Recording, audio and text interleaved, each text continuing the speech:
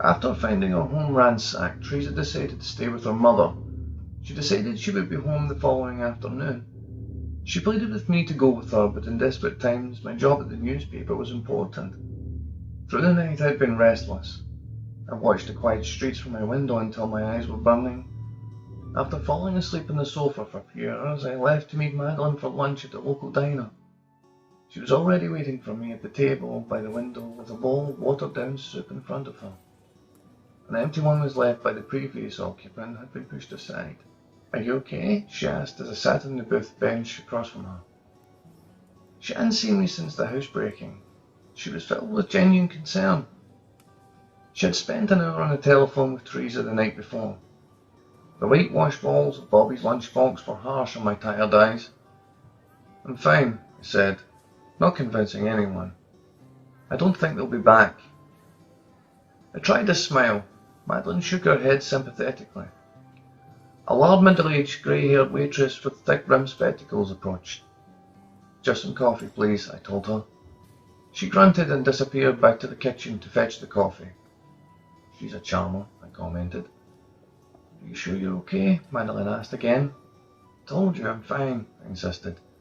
"Unfortunately, these kinds of things are happening a lot these days." "Nothing was stolen, no. If it was a robbery, surely they would have taken something." "There isn't much to steal at my place. We sold the best bits to pay the rent." "Teresa told me about your visit to the Knock Knock Club. The woman I spoke to wasn't much help." "What was her name?" Madeline couldn't help but press like a reporter. "Tabitha." She clasped my hand. "You should be careful, Sam," Madeline warned. "Do you know the club?" "I've been there once or twice," she stated. "I tried to get a story on it before, but the owner wouldn't give me anything. They tried to keep it hush-hush. The housebreaking and the visit to the club could just be coincidence, but I'm going to have to go back and talk with Tabitha. Maybe I'll get you your story after all." "Don't do anything stupid, Sam." As if I would. That evening I returned to the Knock Knock Club. Perhaps my journalistic instinct was getting the better of me, or perhaps I wanted to avoid the confinement of an empty home. Either way, there I was, knocking on the door as the sign suggested. Dennis was the one to answer. "Table for one?" he asked with an ironic smile. "Sometimes it's more hassle than it's worth to bring the missus, isn't it?" "I'm not staying," I explained to him. "I just wanted to speak to Tabitha." "I shouldn't let you in at all after the stunt you pulled the other night.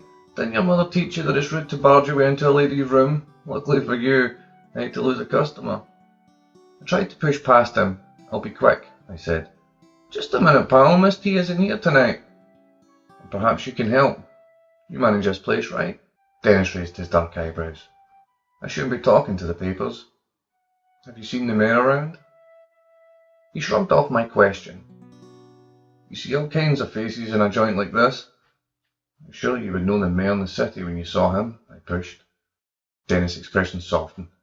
"When the lights go down, they all look the same," he said. I stood my ground, refusing to be brushed off.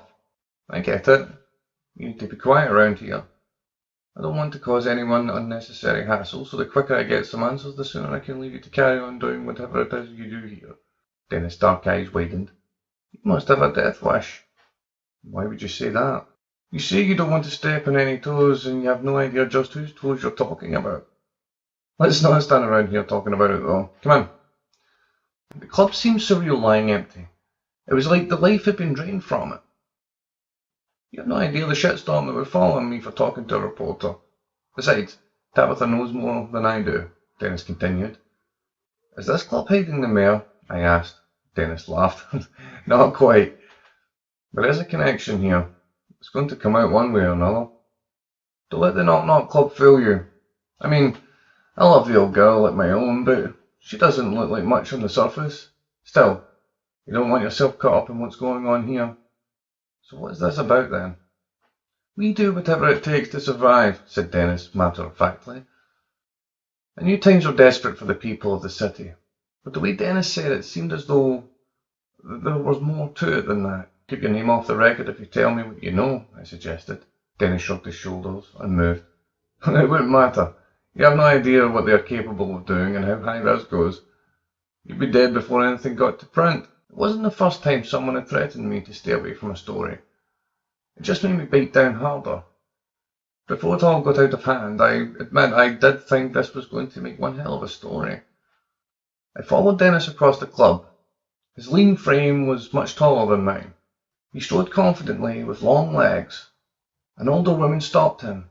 She was dressed in a black dress and her raven hair was pulled severely back. She was the matron of the dancing girls, and she had been an employee of the club since before Tabitha's time. Her face was so thick with makeup it almost looked like a mud mask. "She's on the phone again," she whined. Dennis shook her off. "Not now, Beck. You see I'm busy." Beck was relentless. She continued pleading her case. "If your little whore keeps calling here, I'm going to be telling the boss lady." Dennis gripped both of her shoulders. He was clearly frustrated, but he still spoke in a calm tone. "Listen, why don't you tell T all about it when she gets back?" Beck must have decided that it wasn't such a great idea. Her expression changed from sour to fear. "She just needs help, okay? I'll deal with it," Dennis groaned. Without another word, the girl dashed off towards backstage. Dennis flashed me a charming smile. He showed me to an empty room that appeared to be having some work done. He pointed over to the bar where Lisa, the blonde serving girl I'd met before, was playing a game on her phone. She looked up and beamed her pretty, engaging smile. "I've got to go," Dennis said. "Tabitha told me to give you a drink, send you packing if you stop by. I highly recommend you not be here when she returns, pal." Dennis was ensnared by the club. If Tabitha wasn't around, I thought there was no point in me being there. I had hoped to nosy around, but since there were a few people in the club at the time, I wouldn't go unnoticed. By the sounds of how tightly Tabitha kept a hold on things, I doubted anyone would be willing to talk to me anyway. I could only count on Dennis's support so far, and that wasn't much. Lisa dropped her phone and hopped behind the bar. "Nice to see you again, sweetie," she said. Dennis nodded to her and disappeared deeper into the club to deal with the drama on the telephone.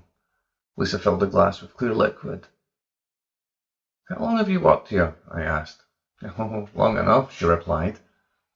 "Do you like it?" She shrugged her shoulders and giggled. "It pays the bills." I lifted the glass and sniffed it. There was no real detectable scent. "What is this?" I asked. Lisa tipped her winked and beamed. "It's on the house is what it is, honey.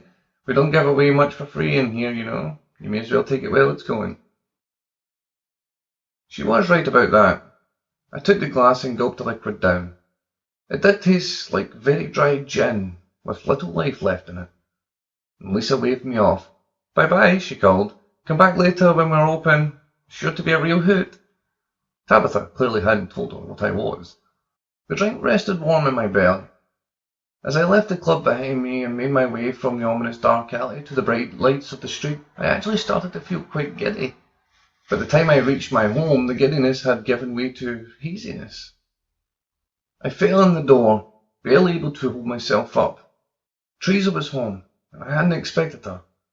Before I could question her, I felt myself fall over. The last thing I remembered, as my vision clouded, was her terrified expression as she looked down at me. The next morning, I woke to a thundering headache, my mouth filled with cotton. Slowly I came back from the land of Nod into the land of reality. The questions that plagued us every morning queued up like always. Where am I? What happened? I realized quickly that I was at home in my bed. The sun was streaming through the window, so I guessed it was around noon. As I turned, I felt a heavy object beside me. The haze in my eyes cleared. I felt Teresa beside me. I shivered. "I don't know what happened last night," I said. "Must have had way more than I should have." Teresa didn't respond. I looked beside me. That's when I saw her. Stone cold dead.